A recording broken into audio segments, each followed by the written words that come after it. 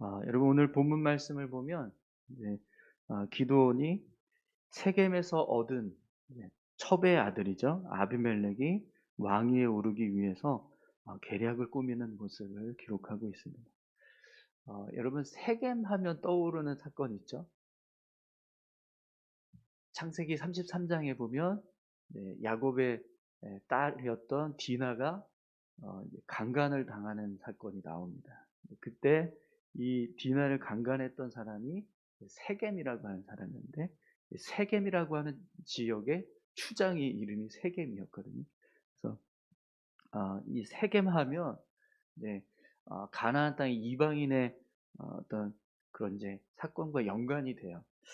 그래서 제가 어제 말씀을 이렇게 전할 때 이 세겜에 있는 이방 지역에서 이제 아비멜렉이라고 하는 아들을 낳았다. 이방 여인과 이 첩을 두고 아비멜렉이라고 하는 자녀를 낳았다. 이렇게 설명을 들었는데 이건 이제 창세기에 나오는 세겜하고 혼동이 돼서 잘못 말씀을 드렸습니다.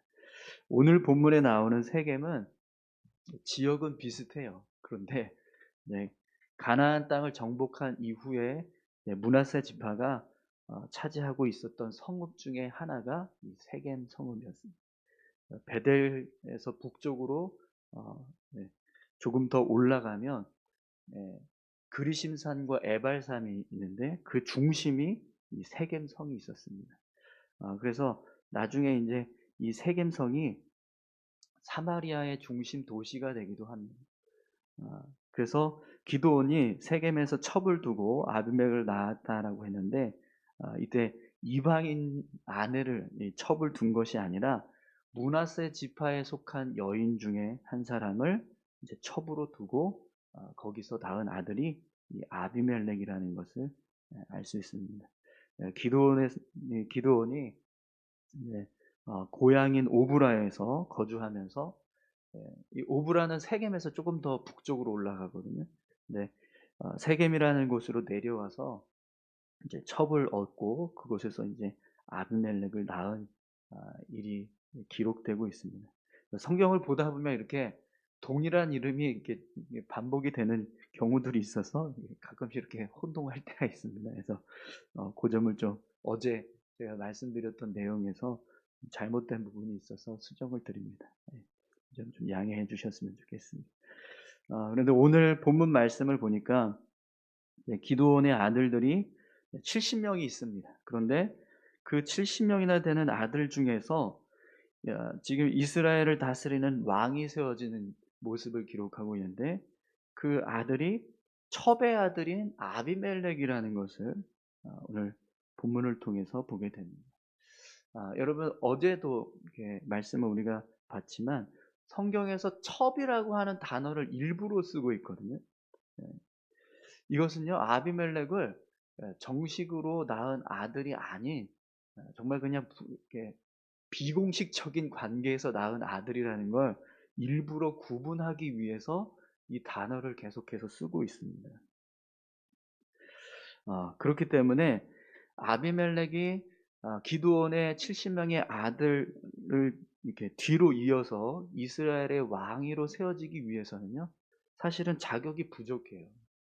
그런데 이런 어떤 탐욕, 권력에 대한 탐욕을 가지고 이런 일들을 하고 있다라는 것을 우리가 알 수 있습니다. 우리 1절에서 2절 말씀을 다시 한번 보겠습니다. 여룻바알의 아들 아비멜렉이 세겜에 가서 그의 어머니의 형제에게 이르러 그들과 그의 외조부의 집에 온 가족에게 말하여 이르되 청하노니 너희는 세겜의 모든 사람들의 귀에 말하라. 여룻바알의 아들 70명이 다 너희를 다스림과 한 사람이 너희를 다스림이 어느 것이 너희에게 나으냐. 또 나는 너희의 권력임을 기억하라 하니라. 아멘. 여러분 이 아비멜렉이요.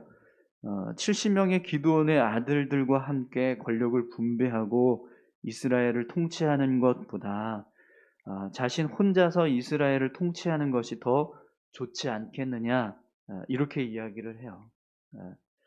어, 이것은 70명의 통치자가 있는 것보다 한 사람의 통치자가 있는 것이 백성들에게는 훨씬 더 나은 모습일 겁니다. 예. 그런데 지금 아비멜렉의 말은요. 백성들의 편의를 생각해서 그렇게 이야기하는 게 아니라 자신의 권력 욕을 채우기 위해서 욕망의 말을 하고 있다라는 것을 우리가 알 수 있습니다. 예. 아비멜렉은 기드온의 아들들 중에서 아버지의 통치권을 물려받을 수 있는 자격이 사실은 없었습니다. 그럼에도 불구하고 자신이 권력을 얻기 위해서 사람들을 선동하고 계략을 꾸미는 모습을 예 보고 있습니다. 그래서 여러분 이어지는 말씀을 보면 탐욕과 욕망에 사로잡혀 있는 인간이 얼마나 악한 모습으로 행동할 수 있는가를 우리가 그대로 보게 됩니다. 우리 4 절에서 5절 말씀을 함께 보겠습니다. 바알보리 신전에서 은 70 개를 내어 그에게 주매 아비멜렉이 그것으로 방탕하고 경박한 사람들을 사서 자기를 따르게 하고 오브라에 있는 그의 아버지의 집으로 가서 여룻바알의 아들 곧 자기 형제 70 명을 한 바위 위에서 죽였으되 다만 여룻바알의 막내 아들 요담은 스스로 숨었으므로 남으니라. 아멘. 아비멜렉이 그의 외가 친척들이죠. 어머니의 가족들의 힘을 얻어서 백성들의 지지를 받게 됩니다. 그리고 결국에는 이제 권력을 손에 넣게 되는데요. 그래서 어 백성들이 내어준 은 70 개를 가지고 방탕하고 경박한 사람들을 샀다라고 되어 있는데요. 이들은 이제 불의한 어떤 악하고 불의한 마음을 품고 있었던 사람들을 의미합니다. 그런 사람들을 모아서 돈을 주고 사서 이제 고향 기드온의 고향인 오브라로 올라가요. 그리고 그곳에서 기드온의 아들들 70 명을 처형하는 일을 자행하게 됩니다. 끔찍한 골육 상잔의 비극이 이 아비멜렉의 손에 의해서 일어나게 되는 거죠. 비록 첩의 자식이기는 하지만 그래도 기드온의 70 명의 아들들은 아비멜렉의 형제들입니다. 오늘 본문을 보면 여룻바알의 아들 이 아비멜렉이 세겜에 가서 그의 어머니의 형제에게 이르러 그들과 그의 외조부의 집에 온 가족에게 말하여 이르되 이렇게 시작을 하고 있잖아요. 그러니까 이 아비멜렉이 세겜에 머물러 있었던 것이 아니라 오브라에 있다가 세겜으로 내려갔다라는 것을 알 수 있어요. 그러니까 지금 아비멜렉이 성장해 갔던 과정을 보면 어 이 어머니인 세겜 성읍에서 같이 어머니와 성장한 게 아니라 기드온과 같이 살고 있었다라는 거예요. 근데 기드온이 죽고 난 이후에 아비멜렉이 이 세겜으로 내려갔어요. 어머니가 살고 있는 성읍으로. 그래서 거기서 이제 세겜 사람들에게 이야기를 하는 겁니다. 네.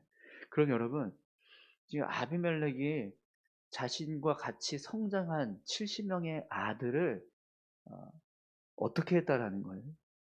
다 죽였다라는 거잖아요. 세겜 성읍에 따로 살고 있다가 70 명의 기드온의 아들들이 이 오브라 지역에서 살고 있는데 그걸 알고 올라가서 이들을 처단했다 이게 아니라 같이 살고 있다가 혼자 내려와서 세겜에서 힘을 얻어서 다시 오브라로 가서 70 명을 다 처단하는 일을 했다라는 거예요. 오늘 본문에는 요담이 남았다라고 한 사람이 막내 아들인 요담이 스스로 숨어서 살아남았다 이렇게 기록을 하고 있지만 어쨌든 그래서 결국에는 아비멜렉의 손에 의해서 69 명의 기드온의 아들들이 모두 살해를 당하는 일이 벌어지게 됩니다. 그럼 여러분 왜 이 아비멜렉이 이렇게 아주 잔인하게 자신의 형제들을 다 손으로 직접 죽이면서까지 이렇게 어떤 권력을 차지하려고 하는 그 욕망에 사로잡혔을까요? 그 이유는요.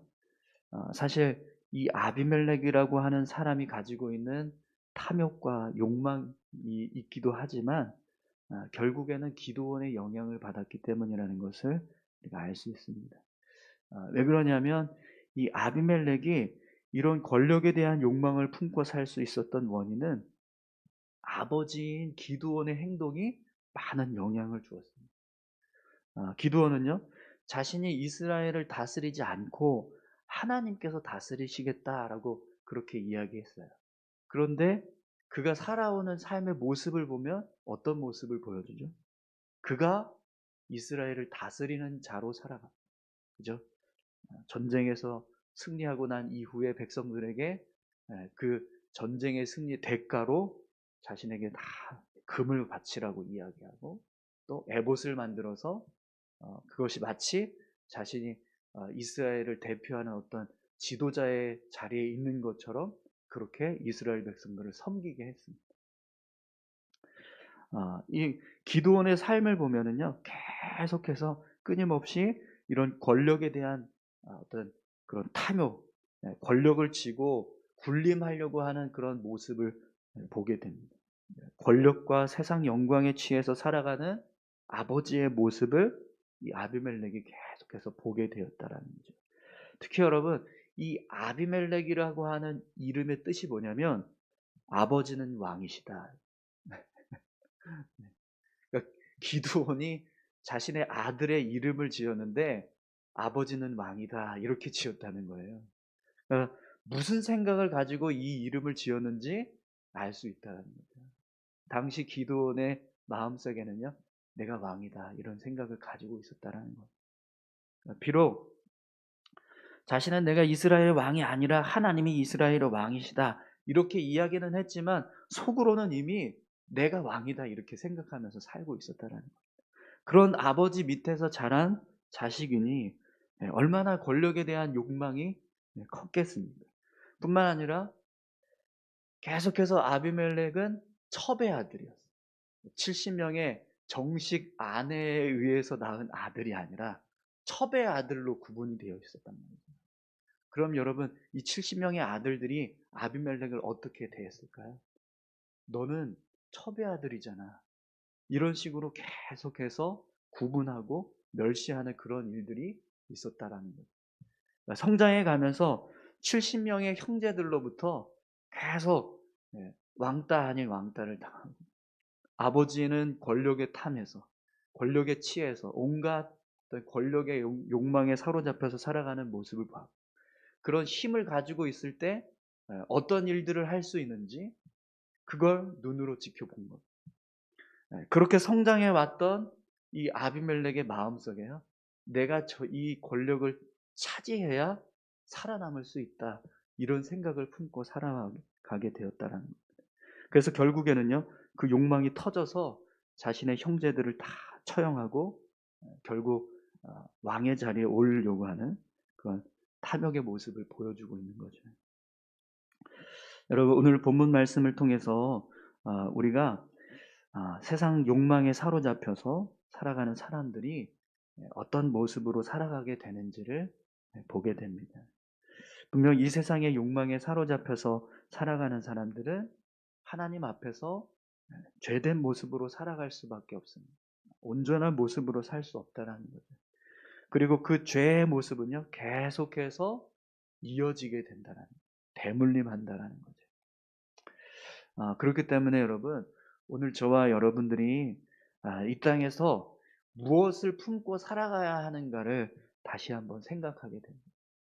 내가 어떤 모습으로 삶을 살아가느냐가 내 인생의 모습으로 끝나는 게 아니라 내 자녀들에게도 흘러갈 수 있다는 거죠. 사랑하는 성도 여러분, 오늘 저와 여러분들이 하나님을 품고 살아갈 수 있기를 소망합니다. 하나님을 향한 믿음을 품고 하나님의 나라의 영광을 품고 하나님 나라를 소망하면서 그렇게 우리가 이 땅에서 살아갈 수 있기를 소망합니다.